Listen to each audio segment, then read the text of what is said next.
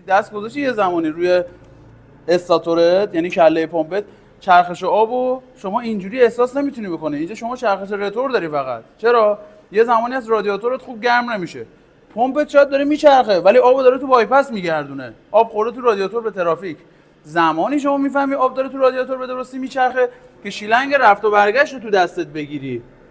گرفتی داستان چی شد؟ پس این شیلنگام تو ابیابی خیلی میتونه بهت کمک کنه.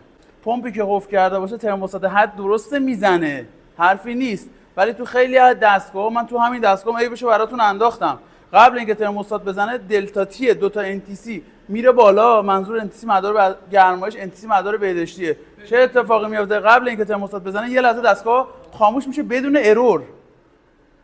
کسی که دستگاه پکیج رو میفهمه میتونه ایبیابی کنه. پس حواستون به این چالش ها باشه. برو خودت تست کن.